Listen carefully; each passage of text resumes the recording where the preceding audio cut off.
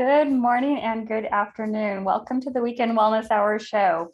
Today we have Louis Alloro on today, who is kind of a recent friend of mine. We met last fall when I learned about something called the Change Lab, and I was looking at how to improve well-being for larger groups of people. And Louis and I met, and so we started talking about positive psychology and his background. And I wanted to bring him on to share his knowledge with all of you. So thank you so much, Louis, for joining us today. Yeah, I'm happy to be here. Thanks, Amy. This is great. So can you tell us a little bit about your background, how you got into this field? Because it's a little bit more on the unique side. Okay, thanks. It's almost been about 15 years now. I've been working in the field of applied positive psychology, which is the science of human well-being and flourishing. Not just human well-being, we can look at organizational well-being, we can look at community well-being. Of course, these are all social systems, right? So the application of this science of well-being to those types of people systems is really what I'm about. I got into this work honestly because I saw so much hardship around me. I saw a lot of people struggling. I was a high school teacher right out of college, and it was there that I first kind of opened my eyes to a larger systemic challenge that we have in terms of mental health, physical health, even emotional health, social health, and wanted to be part of a solution for communities, school communities, learning organizations where people really have opportunities to learn some of the tools and strategies, skills and strengths of successful people, healthy people, happy people. And we can learn so much of what works.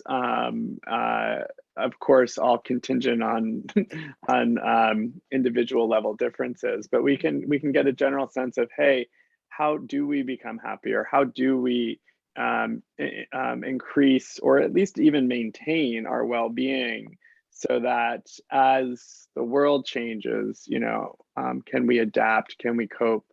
Do we have what it takes? And so I got started in this work to answer your question, just seeing a need to help people. When I discovered positive psychology in 2008, I thought, oh, well, that's it. We need to help people learn how to think differently. Yeah. And positive psychology is more than just about thinking, of course, but in a general sense, it is about the connection between our thoughts, our feelings, our attitudes, our behaviors, our actions, our inactions. And you know that in your work, right? How do you get people to create change? It's an age-old question. And positive psychology gives us some answers to that question, which is what really excites me. Yeah, and I know just with my work, people don't seem to change until their pain levels have become too strong. Is that a common theme in positive psychology, or is it just happen to be I'm in this little niche? Or, especially with the world that we're in right now with closing down with for COVID and the pandemic, what do you see? Is pain a causation of change, or how does that work? Well, sure. I mean, when the risk to change is greater than or not as great as the risk to stay the same anymore, right? Mhm. And that's where pain kind of presents itself. And chronic pain, right? The pain that just doesn't seem to go away. Certainly the stress of that on our mind, on our bodies, on our emotions, on our social lives, because when we're in pain, we don't want to be around people. And I think it's not just physical pain, right? People are experiencing emotional pain. The pandemic kind of brought that to the fore for a lot of people, where I say the pandemic changed everything. The Yeah. pandemic changed everything. And with change comes loss. And with loss comes grief, which is a form of emotional pain for people to have to navigate, to have to wade through and kind of sit through the discomfort of some of that loss. And I think we have some generational missteps in navigating trauma and pain, right? So not only did the pandemic present its own set of losses, but it probably opened up a floodgate for lots of other pain that had been sitting there unattended before even the pandemic. So yes, pain does lead us to change, but I wouldn't say it's the only thing that leads us to change. Mm-hmm. So I imagine some people are growth oriented and want to just continually improve themselves. I know a lot of my friends kind of fall in that category, and they just have this urge inside them. Okay, how do I make things better? Which kind of what you're talking about, how you got started into this. You wanted to make things better around you, and so you got your master's in this. Yeah, because a lot of people too are just kind of okay. There are people, we say in my world, hovering around neutral. You know, they're not so happy or so well. They're not so sick. They're not so much in pain. They're kind of just kind of okay. They're hovering around neutral. And positive psychology interventions that are, they're more like a prophylactic than, they're more like a vitamin, right? They're actually, they're preventative. They help people who are kind of okay, the people who have taken away the pain, the people who have taken away the illness or the disease, whether it's a mental illness or a physical illness, right? And so that's where positive psychology interventions can really move at scale, right? Not that they're not helpful for people in those chronic conditions, but because they are. But it's really, if you look at a population, a community where a lot of people are just kind of okay, it's such a right place for intervention. Got it. So that makes sense. And so there's still the world needs more traditional psychology to help people who are in some type of mental or emotional trauma and even chronic pain, and trying to get to just the next day. So would someone who is suffering on that type of level, would they still seek traditional psychology, and then maybe even start to sprinkle in some elements of positive psychology when they're out of that kind of crisis mode? Yeah, yep, exactly right. You know, traditional supports, traditional clinical supports, all of that so important and necessary. You know, even for myself, you know, there are times in my life where I have really required having some real traditional supports, but these complementary alternative methods, the methods that are more preventative, the methods that are more about taking what's good and making it better, as opposed to fixing what's wrong. That's the difference, right? Fixing what's wrong. And we say that just because you take away someone's depression, for example, doesn't leave them a happy person or a well person. Just because you take someone's pain away doesn't leave them necessarily of living a flourishing life. So what are those things? That's what positive psychology attempts to look at. Okay, and so kind of you touched a little bit on some of the areas. Can we go into that a little bit more detail? What are the kind of some of the main themes of positive psychology, and which areas of like someone's life would you work on to help them shift? All areas, I believe. You know, I believe in integrated solutions, wholeness, right? Integration and wholeness. That has how I think about well-being sometimes, which is why, just as an aside, I'm a firm advocate of not including the hyphen in the word well-being, because it doesn't really capture what it's about, right? Like just about being whole in these different parts of my life.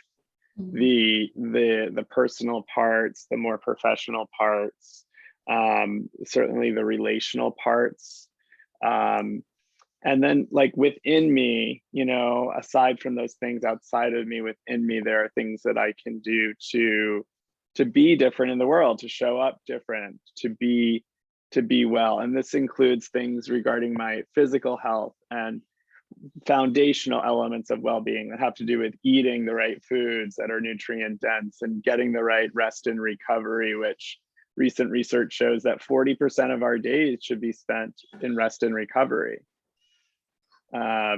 So it really just kind of, those foundational things, exercise, physical activity, those things are foundational.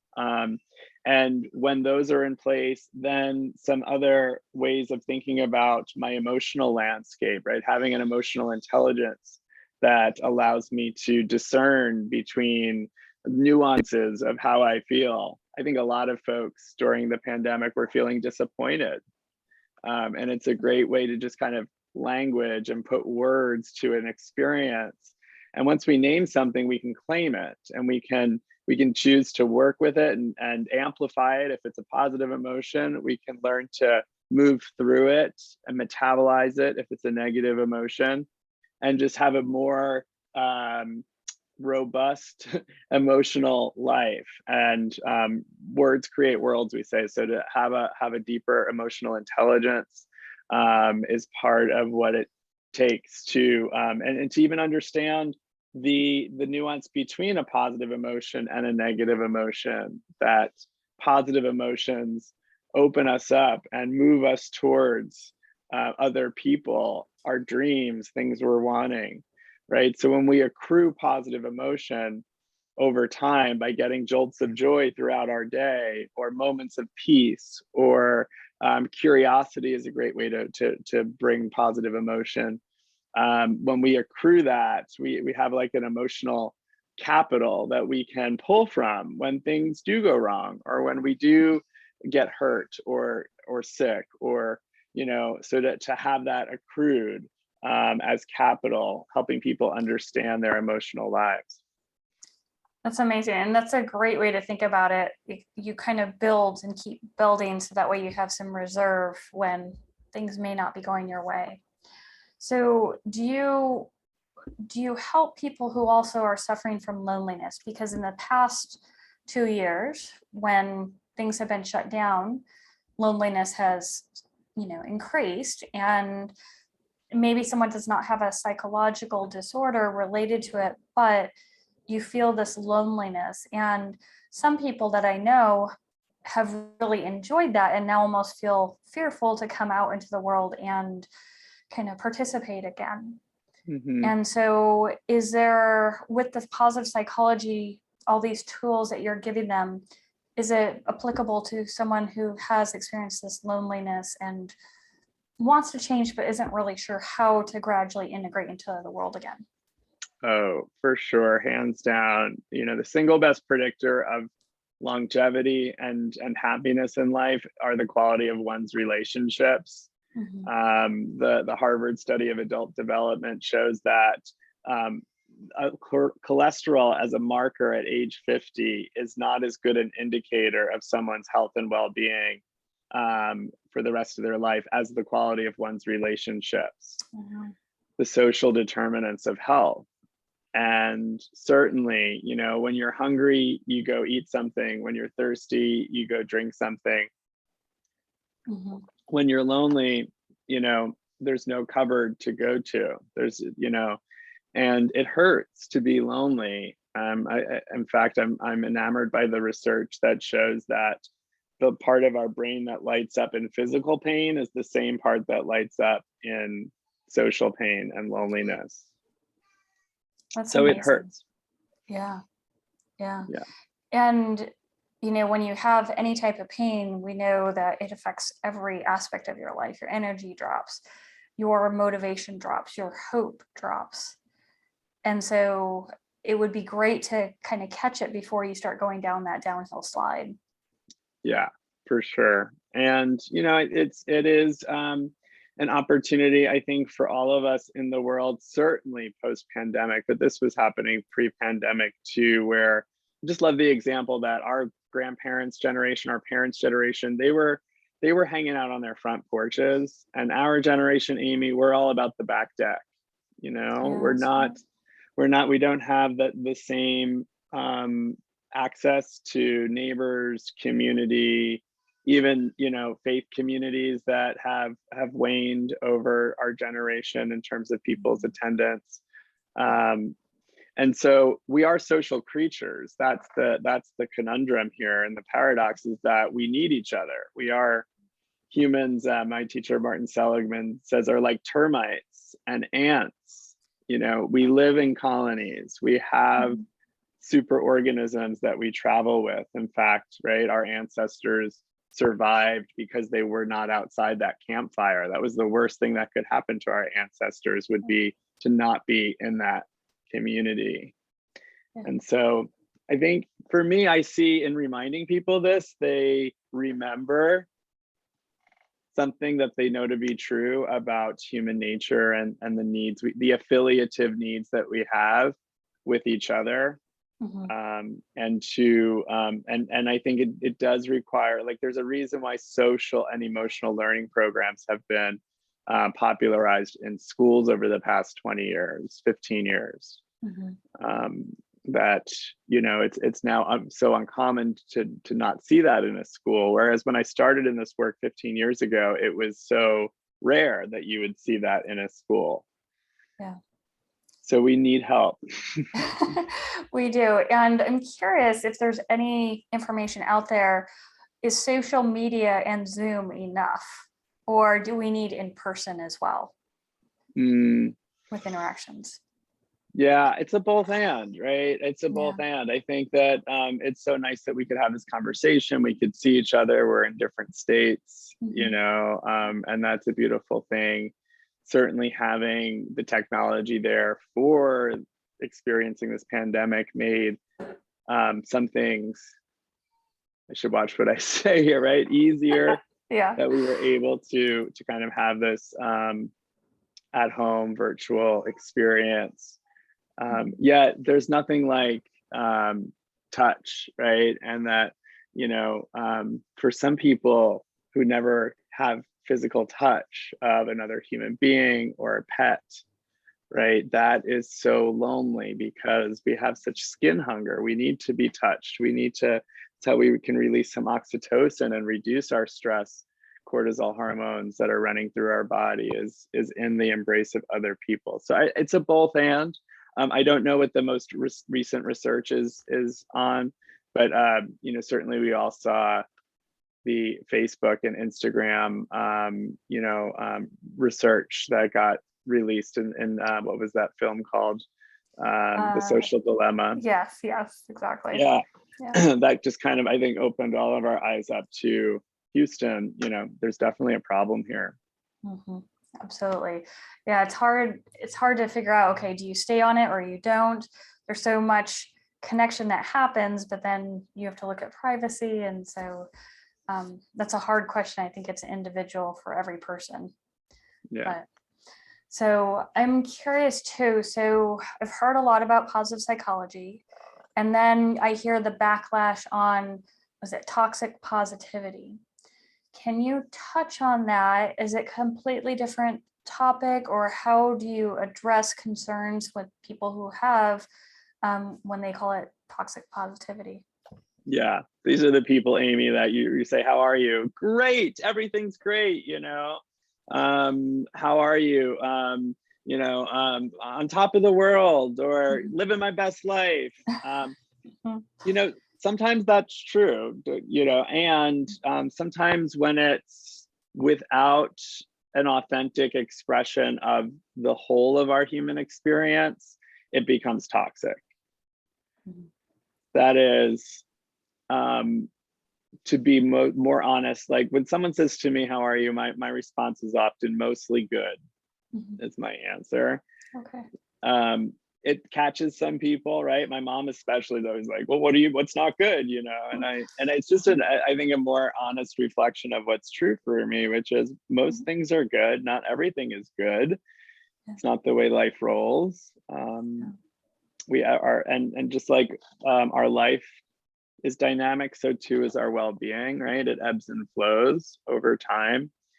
And when we give people the permission to be human, we can ask for a deeper cut from people, you know, and the how are you, you know, and ask, you know, for more, you know, give me more of a glimpse of what's going good, if that's the answer. What's good? Be more specific. Give me some more specificity. And then the vulnerability it takes to talk about our struggles is something that we at the Change Lab and the Wellbeing Lab see in our research as something that people, a good percentages of populations who feel like they don't have a safe space to talk about what's not working and what's not good. And that on average, people say that at home is where they often would talk about their struggles. It makes me kind of be more attentive to my home and the people that are in it, and making sure that we're checking in on a level that is of some depth. Mm-hmm. Yeah, just beyond the superficial and great, life was good. And I know someone who always responded was, "I'm living the dream." And I'll be honest, I didn't trust anything he said when he said stuff like that, because I could see there were times when he was frustrated and times that he was upset. And it's a hard expression to get beyond to authenticity. Mm-hmm. So I can understand why some people push back and say, it is okay to have some negativity, but it doesn't mean we have to stay there. And I assume that's kind of how people who are teaching positive psychology are approaching it. So like you mentioned earlier, you're taking someone and saying, okay, what can we improve? So you're focusing differently. Exactly. What can we improve?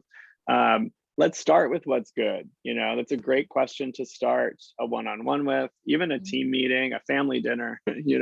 Let's talk about what was good today, and really, move our attention into specific moments that we would say were good moments, and be curious, what made those moments good? What was the context? What are the strengths that you brought to that moment, or other people? And it's just a great way to start a conversation. It opens up our minds to think more creatively about the problems.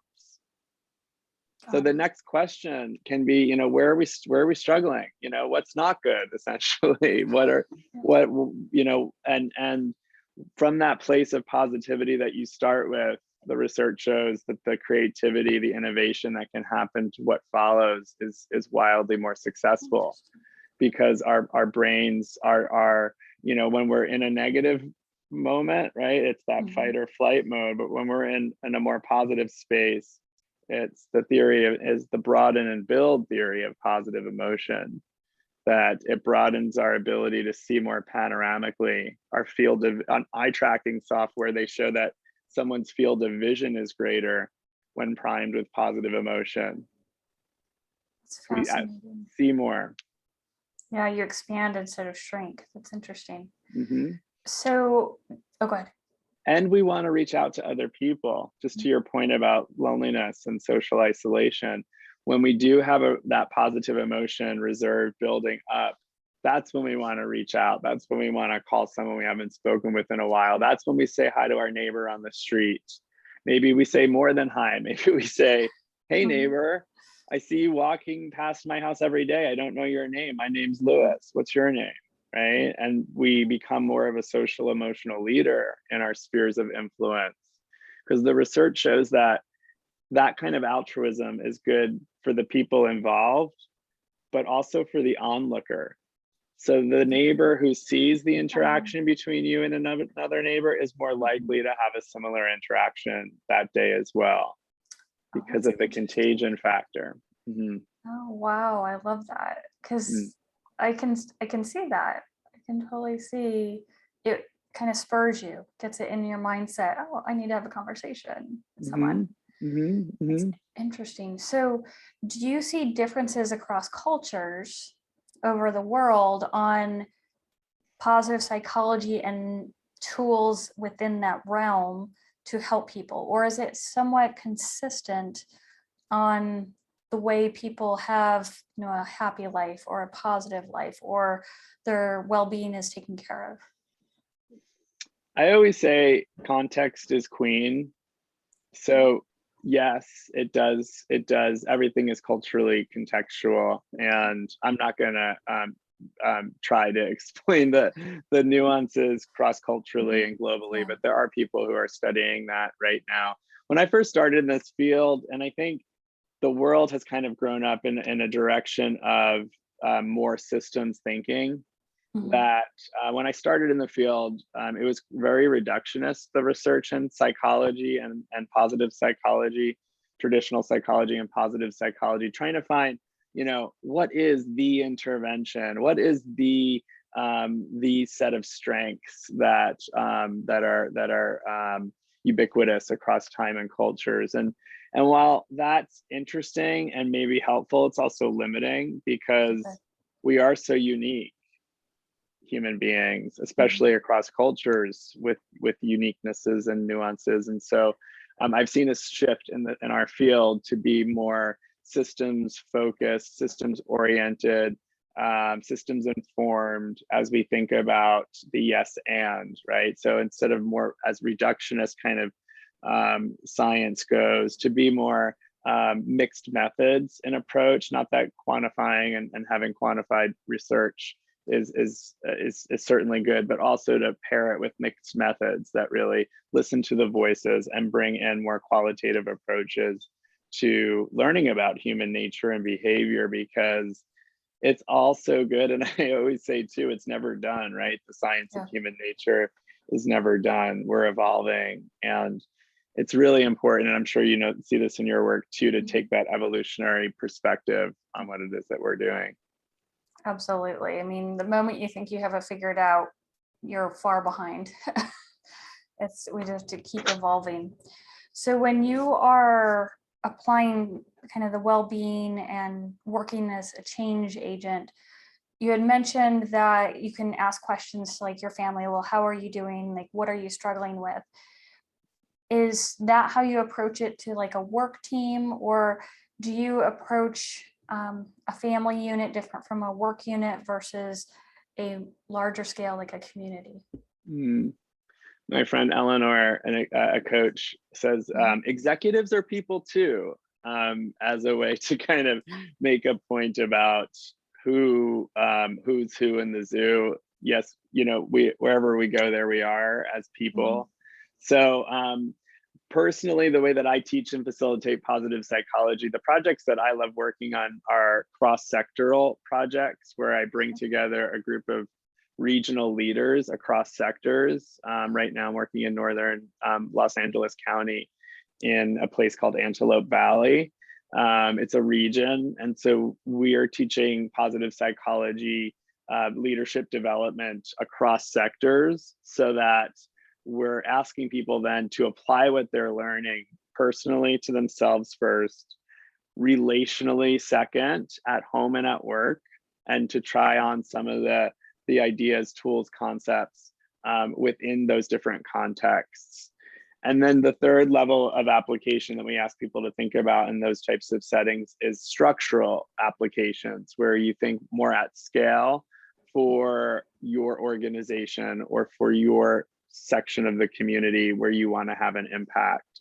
And then we use collective impact models to help distribute a leadership around executing interventions that are mostly homegrown. In that way, it's homegrown, it's collaborative, and it's across these sectors and organizations where one of the challenges that we do have in our world is all of the silos, right? And so we're trying, again, that integrated approach to help communities evolve.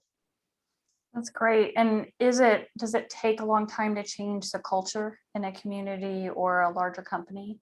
I mean, if you're creating change and trying to change the kind of the vibe or the energy, is this something that takes months or years? Can it be done over weeks? Like, I don't know if you know Louise Hay. You might in your work on pain. Louise Hay, a spiritual teacher, mhm. who says it doesn't take long for a miracle to occur, or it doesn't have to take long for a miracle to occur. Mhm. So again, I'll just say yes and to your question. Things can change quickly, or they can take time to change. Because if you think of it on an individual level, neurobiologically, certainly that takes some time, right? Our neural pathways are pretty laid in our, and so to unlearn something and relearn it does take time. We have to give ourselves grace and permission and compassion in change processes. My friend Adele talks about the leaves on her tree being pretty positive, but she's working on the roots and really kind of getting into the ground, as it were, and kind of thinking about the structural support to be more positive and well in the world. And we say, well-being inspires well-doing. So it's like, once we are well, then we can kind of come around how we do our business work together, our team work together, our family life together. And we can think, hey, what's working? Where are we struggling? What do we want to try differently? And kind of try on some new ways of being. I think the pandemic did give us an opportunity to address some of this, but certainly there's more work to be done. Yeah, that's great. So can you describe to us what you're doing with the Wellbeing Lab and the Change Lab? Sure. So it's great working with Michelle McQuaid and group over there. Just lots of amazing human beings that wake up every day wanting to reach the most people in the most cost-effective ways possible and really help people. So we have a great measurement tool, the Perma Wellbeing Survey, that old adage, once you measure it, you manage it. So it gives us an opportunity to measure well-being and the tool itself is free for people that want to go to the website to take it. Organizations or communities subscribe and they're able to get some reporting to see across the community what's going on in terms of well-being. And we just use it to spark conversation in places about well-being being a thing, that people study this thing, that it's more than just wellness, which a lot of people attribute to physical things like yoga and fruit bowls and flu shots and things like that. And so we work to teach people these things, to use the survey tool and other curriculum that we've developed to help people learn about the science, apply it at those 3 levels I mentioned, the me level, the we level, and the us level. And then to actually then be part of the change, be a change agent. So we're equipping people to be change agents within their spheres of influence. That's great. And so people who want to sign up for something like this, can anyone sign up? Is it typically an organization, or you're part of an organization where you can make change? What does that look like? Yeah, so we have open enrollment programs, but what I would really encourage people to think about is being an organizer of a program within a context that you're a part of. Say your school system, for example, or your business place, your workplace. And so part of that then brings together a group of about 30 to 50 people from within your context to do the learning together, to learn the language of well-being, to apply the tools, to share the toolbox. That's really where those are the projects that I love the most, that really get people in community, deepening the relationships as a strategy then to execute. So we help people build well-being coalitions, essentially. Okay, that's amazing. And where can people get more information on this? thewellbeinglab.com, Okay. louisalloro.com. Yeah, just reach out for a conversation, and we just, we date before we get married, and we figure out, hey, is there something here that we can do together to help other people and help ourselves, really, right? Let's be real. Yeah, absolutely. When we help ourselves, we help others, and vice versa. So absolutely. Is there anything else you want to touch on that we didn't cover today? We covered a lot. Yeah, well, thanks for having me. I guess if I just will leave people on one note, the reminder that life is about a full range of human emotions and experiences. And just because I'm an advocate of positive psychology doesn't mean that I'm suggesting we ignore the negative, that we sweep it under the rug, that we don't attend to it. There's so much learning in the pain. There's so much learning in the struggle. And it's a both and. It's navigating your negative stuff, amplifying your positive stuff, and seeing what is possible from that place. Yeah, absolutely. That's beautiful. Thank you so much for your time today on a Saturday. Really appreciate it. And I hope people take advantage of your offer to look at your website, to have your date and check everything out. So thank you so much. Thanks, Amy. Okay, and all of you, thank you so much for joining us today. Have a great rest of your weekend. Next Saturday, we have the weekend off and we'll be back in 2 weeks. So thank you so much and we'll take care. Bye-bye.